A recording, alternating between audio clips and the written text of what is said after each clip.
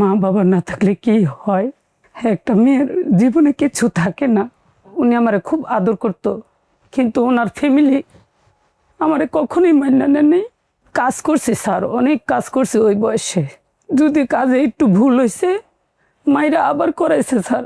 আমার মায়েরে মা ডাকোস, আমার বাবারে বাবা ডাকোস। ওই যে গরু বাইরে যে গরু খেতে খামারে দেয়, এই মুঙ্গুর দিয়া আমারে পিড়াইতো। এর জন্য আমার মুখে কাপড় দিয়া বাইন্দা দরজা জানলা আটকাইয়া গরম শীত করে আমারে ছাকা দিছে। আরে আমি যে চিৎকার দেবো, চিৎকার দেওয়ারও ক্ষমতা ছিল না। এমন কোনো দিন নাই স্যার যে আমি 4-5 বার করে মান্না খাইছি সারাদিনে। তুই মরতে পারস না, তুই এত অত্যাচার কেমনে সহ্য করস, তোমার তো হিয়াল শকুনে সিরা খাইব। আসসালামু আলাইকুম প্রিয় দর্শক এবং শ্রোতা, আল্লাহ সর্ব অবস্থায় আমাদের সবার মঙ্গল করুন সবসময়ের জন্য এই প্রার্থনা করে শুরু করছি আপন ঠিকানার বেসিক ভিডিও। আপনারা যদি এরকমভাবে অবহিত হয়ে থাকেন যে আপনার আশেপাশে আপনার পরিচিত এরকম কেউ আছে, ছোটবেলায় পরিবার থেকে হারিয়ে গেছেন, কিন্তু কিছু না কিছু তথ্য তার মনে আছে, যে তথ্যের আঙ্গিকে সে চায় তার পরিবার খুঁজে বের করতে, তাহলে আমাদের এই অনুষ্ঠানে যোগাযোগ করবেন। আমাদের ভিডিওর স্ক্রিনে যে নাম্বার দেখতে পাচ্ছেন সেই নাম্বারে। আর যদি আপনারা নিজে হয়ে থাকেন তাহলেও ডেফিনেটলি নাম্বার কিংবা আমাদের মেইল অ্যাড্রেস কিংবা যে পেজে দেখছেন সেই পেজের ইনবক্সে আপনারা আপনাদের ফোন নাম্বার দিয়ে পোক করবেন। তো আজকে যিনি আমার সঙ্গে আছেন তিনি তার পরিবার খুঁজতে এসছেন, নিশ্চয়ই তার গল্পটা আমরা একটু শুনবো। আপনার বাবা মায়ের দেয়া নাম কি? তাসলিমা। এখনো কি তাসলিমায় আছে? জি। তাসলিমায় আছে। আপনার বাবার নাম? মঞ্জুর আলী। মঞ্জুর আলী। মায়ের নাম? রাবেয়া। রাবেয়া। আপনার ঠিকানা? ঈশ্বরদী, পাবনা। পাবনা, ঈশ্বরদী। আপনার গল্পটা কি একদম প্রথম থেকে বলেন তো। আমার মা আমাকে বসাইয়া বলছে যে তুমি এখানে বসো, আমি কাজ ঠিক করছি অমুক বাসায়, তা আমি কাজ করে আসছি, তুমি বসো, তোমার জন্য আমি খাবার নিয়ে আসবো। আপনাকে নিয়ে যাইতো কোথাও? না, আমাকে নিয়ে যায় নাই। তাহলে মানে মা যেখানে থাকতো আর কি, ঘরের মতনই একটা অফিসি ভাবে নিচে আর কি ওভাবে থাকতো, তো ওইখানেই ছিল। আপনার মা ছাড়া আর কেউ ছিল না আপনার সাথে? না, শুধু মা আর আপনি? শুধু। এর আগের কোনো স্মৃতি আপনার মনে নাই? আমার এমনি আর কোনো স্মৃতি মনে নাই। বাপের কথা, ভাই বোনের কথা কিচ্ছু মনে নাই? ভাই বিদারের কথা আমার মনে নাই। শুধু মা খালি কাঁদতো, কান্নাকাটি করতো। মা আব্বুর সাথে রাগারাগি করে আসছে, অনেক কান্নাকাটি করতো। এর জন্য আব্বুর লগে আমি একটু রাগে মানে মন খারাপ হয়ে চলতাম। আচ্ছা। যে আমার মা কষ্ট পাইছে, আমি বাবা কথা বলতে চাইলেও আমি কথা বলতাম না। তো মারে অনেক সাদাসাদি করছিল যে তুমি চলো রাবেয়া, যাওয়াবার হয়েছে, চলো। তো মা আর যায় নাই। পরে কয় তাসলিমা তুমি চলো, আমি তোমারে নিয়ে যাবো, আমি তোমার বাবা। তো পরে আমি কইছি যে না, আমি আমার মার সাথেই থাকবো, আমি আমার বাবা লাগবে না, আমি আমার মার সাথেই থাকবো। তো তখন তো ছেলে পোলাপেন মানুষ ছিলাম, তখন অতটা বুঝি নাই। তো এখন বুঝি যে মা বাবা না থাকলে কি হয়, একটা মেয়ের জীবনে কিছু থাকে না। পরে আর মাকে পাইনি আমি। বসে রেখে গেছে? কোথায় বসে রাখছে? যেই অফিসে আমার মা থাকতো নিচে ঘরের মতন, ওখানে আর কি বসে রেখে ওখানে, হ্যাঁ ওখানেই আমাকে রেখে গেছে। তা আমি মার পিছে পিছে চলে গেছি আর কি, মা করতে করতে চলে গেছি। কিন্তু স্যার সেই জায়গাতেই আমি এসে পড়ছি, কিন্তু মা আর আসে নাই। ও আচ্ছা, মা করতে পিছনে গেছেন, ওখান থেকে মাকে না পেয়ে আবার ওই জায়গায় চলে আসছেন? ওই জায়গায় চলে আসছি, কিন্তু মাকে আর কখনো পান মা নাই? আসে নাই। তো মনে হয় না কখনো যে মা ইচ্ছা করে রেখে চলে গেছে? না, আমার মনে হয় না। আমার মনে হয় যেটুকু হয়তো মা হয়তো কোনো দুর্ঘটনা ঘটছে বা কোনো সমস্যা হয়েছে, এর জন্য হয়তো আমার কাছে আসতে পারে নাই। পরে সেদিন রাত ছিল বৃহস্পতিবার। তো আমার যে সাহেবে আমার মায়েরকে থাকতে দিছে, মতিউর রহমান আইডি কার্ডে আছে আর কি। তো মতিউর রহমান ওনার বসে আবার বলতেছে এত রাতে বাচ্চা কান্দে কে, কোত্থেকে? তো আপনি কাঁদতেছিলেন? হ্যাঁ, আমি রাত্রে, অনেক রাত হয়েছে তখন। আচ্ছা। 10টা কি 11টা বাজে। হ্যাঁ। অনেক কান্না করতেছিলাম। কোথায়? ওখানে বসে? হ্যাঁ, মা যেখানে বসায় দিয়ে গেছে ওইখানেই। আরে, ওইখানেই বসে আছে, আর কোথাও যায়নি। কিন্তু মা আর আসে নাই। পরে ওইখানের অফিসার নামে আসছে মেন বসে, তারপর মতিউমান আমার ধর্ম বাবা, সেও নামে আসছে। তার মানে ওর মা হয় ইচ্ছা করে রেখে গেছে, অথবা ওর মার কোনো একটা দুর্ঘটনা ঘটছে। কারণটা হচ্ছে যে ও যে অফিসে রেখে গেছে সেই অফিসেই ও বড় হয়েছে। হ্যাঁ, ওই অফিসের কারণ বস নাহলে তো আমার ধর্ম বা গ্রামের টাকার বাড়িতে কথা না। নিয়ে আসছে। হ্যাঁ সেটাই, তাহলে তো ধর্ম বা টাকার কথা না। জি, তারপর? ওইখানে আমার পরে বসে বলতেছে যে অনেক জনের তো বাচ্চা হয় না, তে তাদের কাছে তুমি দিয়ে দাও, মেয়েটা অন্ততপক্ষে ভালো মতন সুস্থ মতন মানুষ হবে। পরে কয় না স্যার, আমার 4 মেয়ের 5 মেয়ের থেকে 1 মেয়ে আমার মারা গেছে, আমি ওই মেয়ের জায়গা ওরে দিমু। কিন্তু স্যার উনি আমারে খুব আদর করতো, কিন্তু ওনার ফ্যামিলি আমারে কখনোই মান্য নেই। দন আমার বয়স আসছিল 5 থেকে 6 বছর এরকম। আমার পিছন থেকে এভাবে নিয়ে কয় তোমার জন্য একটা জিনিস আনছি, আমার মারে বলতেছে, আমার পালিত মারে। পরে কয় কি আনছো? কয় এই দেখো তোমার জন্য কি আনছি। কিন্তু উনি কখনই খুশি না। কয় আজ থেকে আমার ওই যে খুকি যে মেয়ে মারা গেছে, ওই খুকির জায়গায় ও আমার মেয়ে হয়ে থাকবে। কিন্তু তারা কখনো মাইনা নেয় নাই। তার ছেলে মেয়েও না, তার বউও না।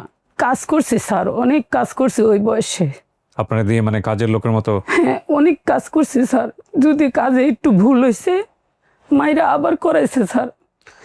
শরীরে দাগ আছে স্যার, দাগের অভাব নাই শরীরে।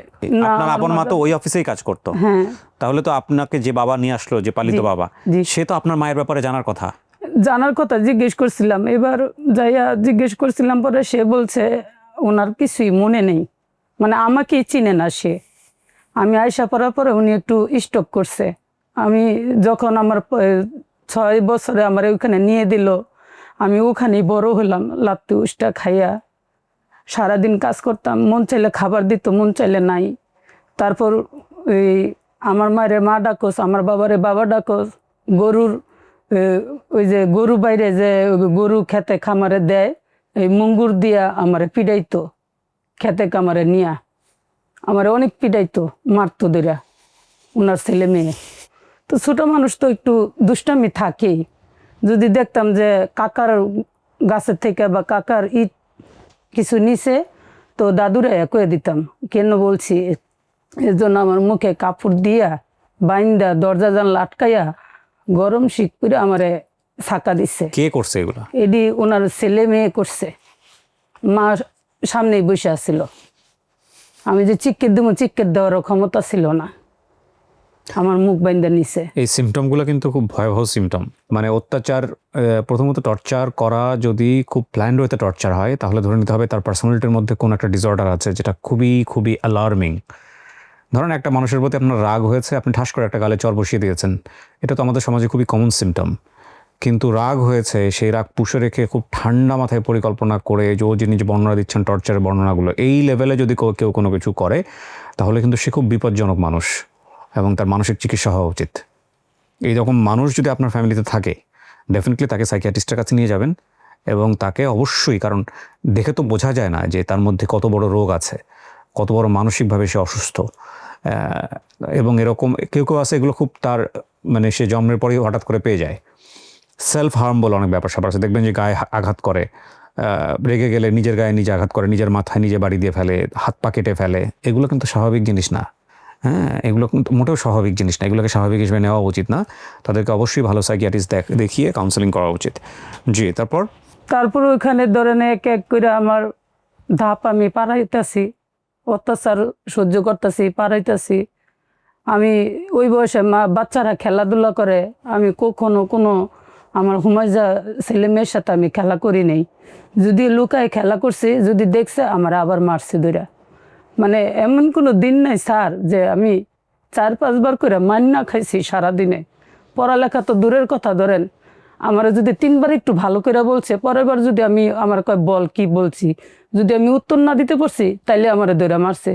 মায়ের ধরে স্যার আমি পড়তেই যাইতাম না, তখন আমি কাজ খুঁজে বেড়াইতাম, আমি পড়তে যাইতাম না। স্যার সকাল থেকে কাজ করি, এই গরু লাড়ানো, গরু বার করানো, গরুর ওই খাবার দেওয়ানো, গরুর গোয়ালঘর পরিষ্কার, ওই ওই বয়সের থেকে উদ্যোগ খায়া পড়ি, আবার ওই একই কাজ করি, পইরা যায় ওইটা আবার ওই একই কাজ করি। এত বড় বাড়ি, এই বাড়িটা আমি আস্তে আস্তে ঝাড়ু দিই।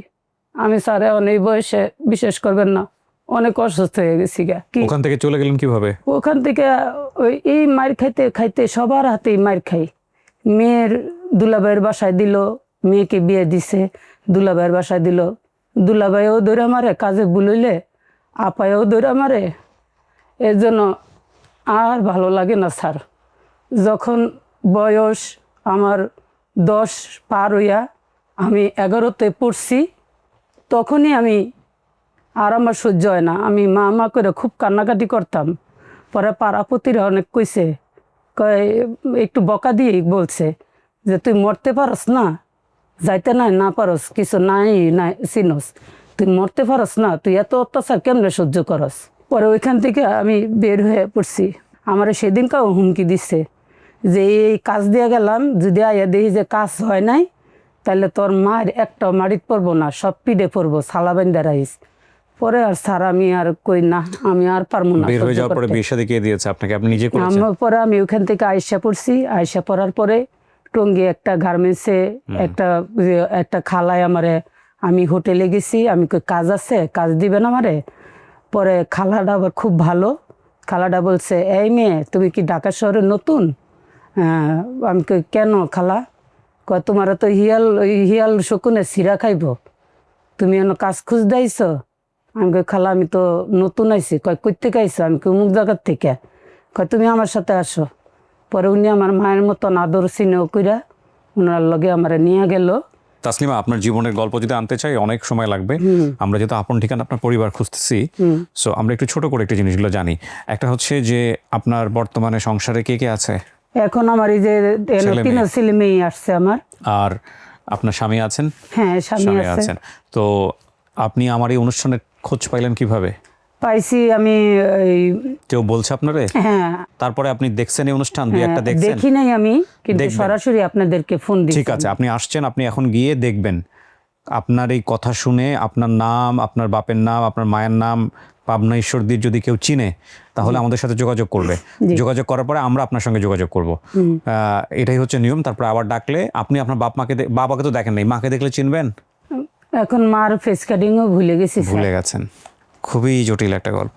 মনের মধ্যে আশা আছে এখনো যে মার সাথে দেখা হবে? আমি তো আশা করি স্যার, যে মানুষ যখন পায় আমিও দেখি পাই কিনা, আমিও আশা করে রয়েছি। এই যে মা গেল, আর কোনোদিন আসলো না। টুক আবার শুনছি যে বাবা ওই গরু গাড়ি চালাইতো আর কি। আপনার বাবা? হ্যাঁ। আরো কিছু মনে করার চেষ্টা করেন বাড়ি গিয়ে, যদি আমাদের সাথে কেউ যোগাযোগ করে আমরা আপনাকে ডাকবো। আপনার নিজের নাম তাসলিমা, বাবার নাম মঞ্জুর আলী, মায়ের নাম রাবেয়া, ঠিকানা পাবনার ঈশ্বরদী। পাবনার ঈশ্বরদীর যে ফেসবুক গ্রুপগুলো আছে সেগুলোতে আমাদের একটু শেয়ার করতে হবে। যদি আল্লাহ চায় তোমরা একটা ভালো সংবাদ নিয়ে ফিরে আসবো। আর কিছু বলবেন না? সব বলছেন? বলছেন। প্রিয় দর্শক এবং শ্রোতা, একটা ভালো সংবাদের প্রত্যাশা আমরা শেষ করছি। আসসালামু আলাইকুম।